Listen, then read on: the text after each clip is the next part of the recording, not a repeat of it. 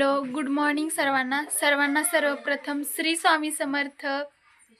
तर प्रियंका ब्लॉग्समध्ये आपले सर्वांचे खूप खूप स्वागत आहे. तर आजच्या ब्लॉगची सुरुवात आपण इथूनच करणार आहोत आणि आजचा ब्लॉग अतिशय सुंदर असणार आहे, कारण माझी मम्मी आहे ना कैरीचं लोणचं बनवणार आहे आणि कशी बनवणार आहे त्याची रेसिपी तुमच्यासोबत संपूर्ण शेअर केलेली आहे. आणि आम्ही दिवसभर काय काय केलं ते पण तुम्हाला या व्हिडिओमार्फत आम्ही शेअर केलेलं आहे पूर्ण. त्याच्यामुळे तुम्ही हा व्हिडिओ स्किप न करता संपूर्ण बघा. तर चला व्हिडिओला सुरुवात करूया.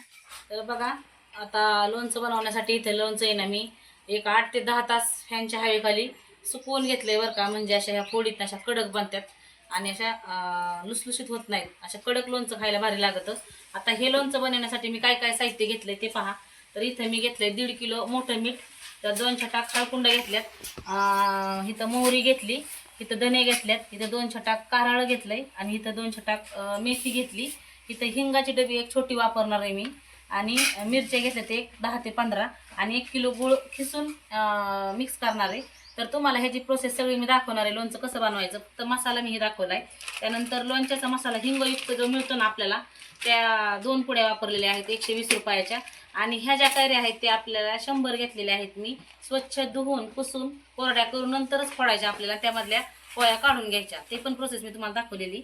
आता हे सगळं साहित्य आपल्याला भाजून घ्यायचं. आता ह्यातलं काय काय भाजायचं, धने, कारळं, मोहरी आणि मिरची आणि ही भाजायचं.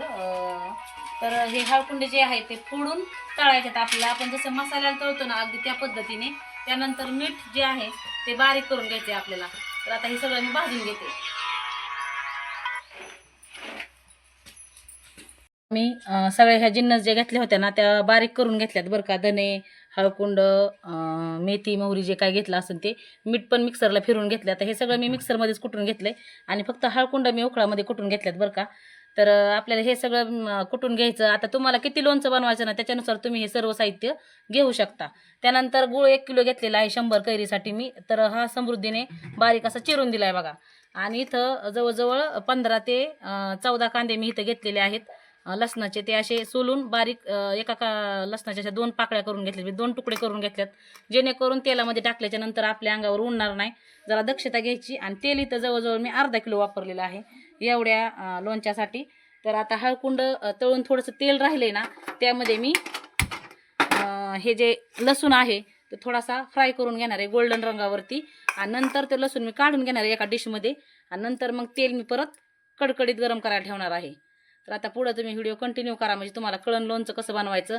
आणि हे ज्या आपण मसाल्याच्या पुड्या आणलेल्या आहेत ना, हे जरी नुसत्या टाकून जरी लोणचं बनवलं ना तरी पण छान होतं बरं का. पण ह्या सोडून तुम्ही हे जर मसाले वापरले ना तर लोणचं अगदी भारी बनतं आणि वर्ष ते 2-1.5 वर्ष आरामशीर टिकतं. आणि खरंच खूप खायला लय भारी लागतं बरं का. एकदा असं मसाले घरचे सुद्धा वापरा, लय भारी लोणचं भारी बनतं. तर चला थोडं बघा, मी लसूण आहे ना तेलामध्ये हळकुंड तळून घेतलेलं तेल होतं त्यामध्ये उरलेल्या तेलामध्ये टाकून घेतलाय.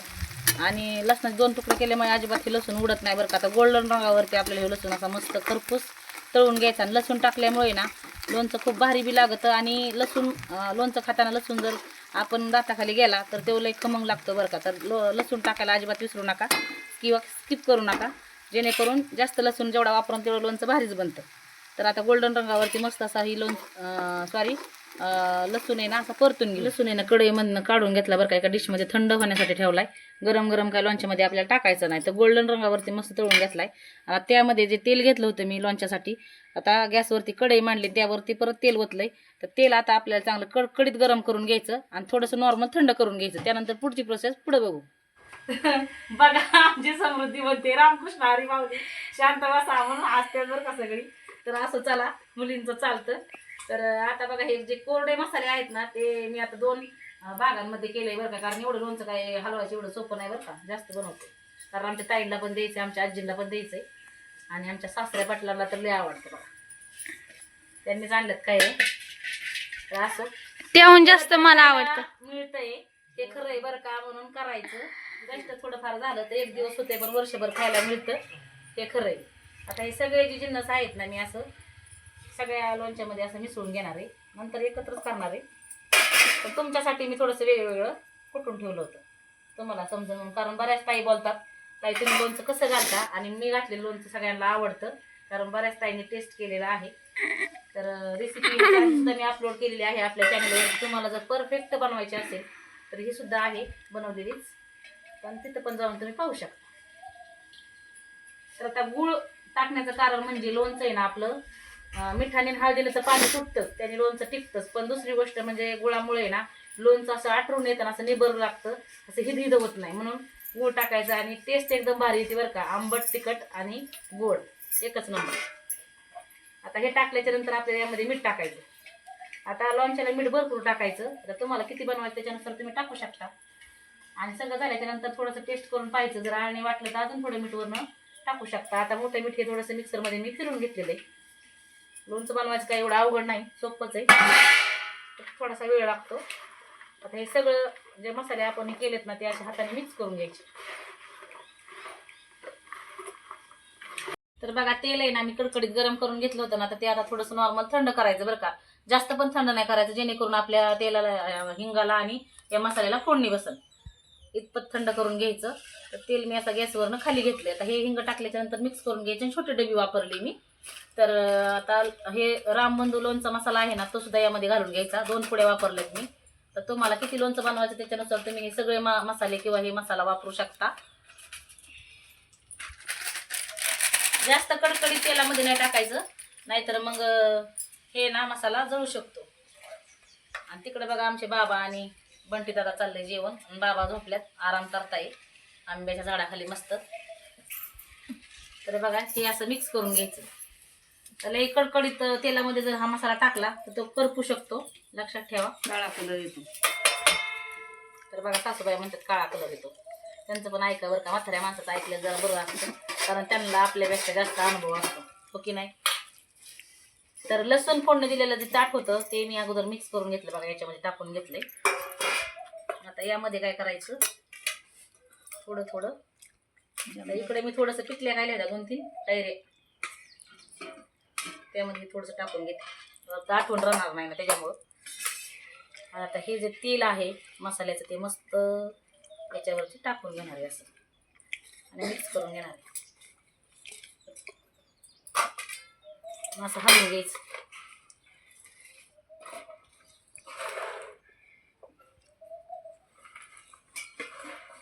हलवताना सावकाश, कारण तेल थोडंसं गरम असतं ना त्यामुळे हाताला पण भाजू शकतं, काळजी घ्यायची. नंतर नंतर तुम्हाला आता हे कालवल्याच्या नंतर कोरडं दिसन, पण जसं जसं मीठ हळद याला पाणी सुटलं ना तसं तसं मग याला पाणी सुटतं आणि मग लोणचं छान असं मुरतं, आणि गुळाचं पण पाणी होतं बरं का. कलर एकदम भारी येतोय. तुम्ही पुढे दाखवतो तुम्हाला मी आता.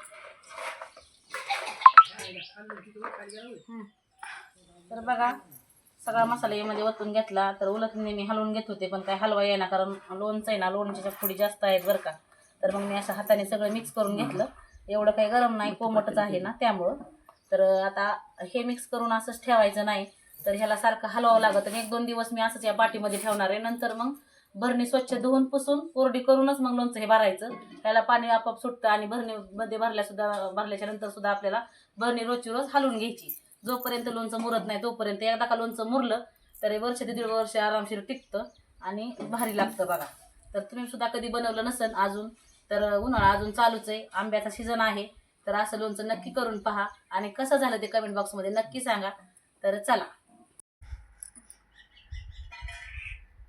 हा लयच भारी झाले लोणचं, काही शब्दात पण सांगू शकत नाही. आमच्या मम्मीने बनवलं, इतकं छान झालंय ना, इतकं सुंदर झालंय. आता हे लोणचं ना आमच्या 1च महिन्यात संपून, वर्षभर टिकल ना, पण एका महिन्यातच संपून जाईल अख्खं लोणचं. असं झालंय लोणचं, 1 नंबर झाले.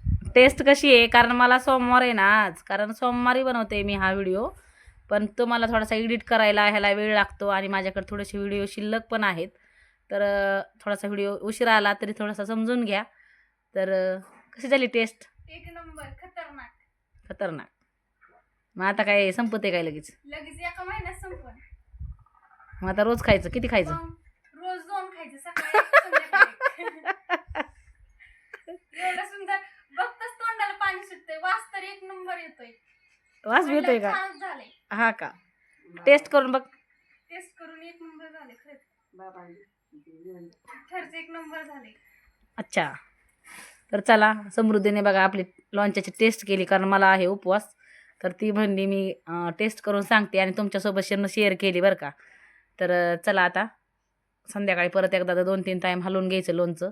एवढं काही नाही लोणचं बनवायला, सोपंच असतं. तुम्हाला जर बनवलं नसेल तुम्ही लोणचं तर नक्की बनवा. तर बघा एवढं ऊन झालंय दुपारी, जवळजवळ 12-12:30 टायमिंग झालाय बरं का. आणि आमच्या ह्या सासूबाई बघा चालल्यात जणू काही लय पाऊस पडल्यावर रानात काम करायला. काय करायचं चाललंय हो? खतीच कटाय चालल्यात म्हणे एवढ्या उन्हाच्या. एवढं ऊन लागतंय, खालून पोळतंय वरनं पोळतंय, सगळं पाय पोळतंय डोकं पोळतंय. बघा लोणचं घालून झालं आणि आता ऊन पण भरपूर झाले बरं का. ऊन आहे तोपर्यंत म्हणलं आता खाली फोडून घ्यावा, कारण जो सुमटवडा होता ना बनवलेला तो संपत आलाय. म्हणलं आता खरका वाळते तर 1-2 दिवस म्हणजे परत बनवायला येईल. घेतो आता खारका फोडून. तर मी फोडून देते अशी, आणि यामधल्या बिया आणि जे आहे ते आजी बसल्या बसल्या काढताय बघा. ते आमच्या सासूबाईंच्या आई साहेब आहेत बरं का. तर त्यांची ओळख मी तुम्हाला करून देते व्हिडिओमध्ये. तर चला आता घेतो फोडून. आमच्या ह्या आजी का कोण पणजी खूप छान आहेत. स्वभाव तर इतकं छान आहे, आम्हाला खूप जीव लावतात. एक नंबर स्वभाव आहे ना. आम्हाला जीव लावता ना लावते ना. आता 2-2:30चा टायमिंग झालाय बघा. भरपूर ऊन आहे. तर टँकर बोलवला होता ना आपण हौदामध्ये सोडण्यासाठी, तर तो आलाय बघा. काल येतो म्हणून आज घेऊन आलेले आहेत ते मामा.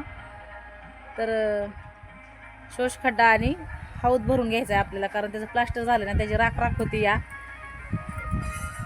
तर चला तर मामा बघा तुम्हाला हाय करताय. तर घेतो आता टाक्या भरून. आपला प्रदीप भाऊ बर का येतो म्हणतोय आणि तिकडच बसला होता. आणि हे आपले टँकरवाले मामा. तर चाललंय पाणी सोडायचं आता ह्याच्यामध्ये. ह्या टाक्यांमध्ये पाणी सोडा सांगितलंय मिस्त्रीनी.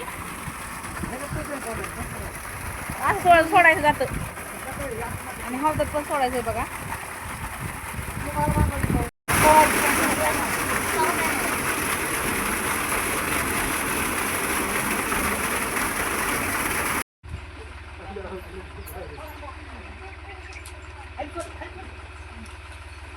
काय परत एकदा भिजू.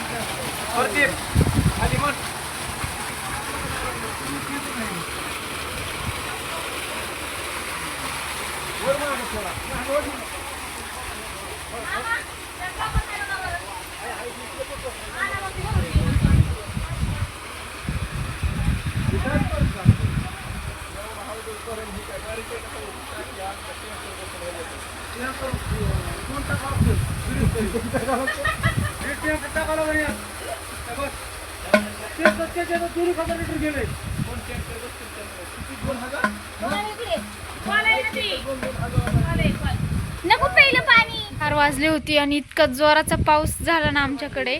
एवढं वारण हे, आणि आम्हाला खूप भीती वाटत होती, कारण आम्हाला हे असं छोटंसंच घर आहे राहिला आणि सगळीकडून पत्रे बांधले त्याच्यामुळे. आणि आमचे बघा बांधकामाला पण पाणी झालंय, लय वारण ते सुटले बघा. तिथं बघा आमची सिद्धी जोगा खेळती पावसात.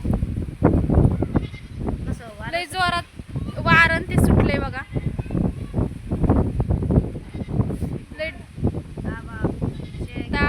व्हिडिओची एंडिंग आपण इथेच करूयात. आजचा व्हिडिओ तुम्हाला कसा वाटला ते कमेंट बॉक्समध्ये सांगायला विसरू नका. आवडल्यास लाईक करा, शेअर करा आणि सबस्क्राईब करायला विसरू नका. अशाच एका नवीन व्हिडिओसोबत आपण भेटूयात. तोपर्यंत सगळ्यांना बाय आणि श्री स्वामी समर्थ. सगळे बसलेत बरं का. तर आमचे सासरे येते बारके आणि त्यांच्यासोबत हे समृद्धी, सिद्धी आणि आमची ही दिराची मुलगी सुद्धा बसलेली आहे. बंटी सुद्धा आहे त्यांच्यासोबत. तर आमचा चिक्या बघा. तर बघा कसा शेक हँड देतोय. तर खूप हुशार आहे बरं का हा कुत्रा. आत्ताच मी त्याला 2-3 चपात्या टाकून आलेली आहे.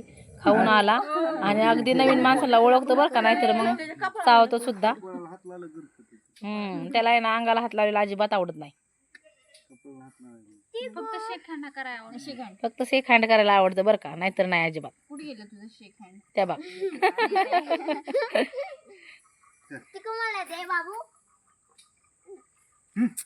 कपाळाला हात लावून मागे तर चला बसलेत बघा. आणि आता मगाशी पाऊस होऊन गेलाय तर थोडंसं हायवेला बसलेत.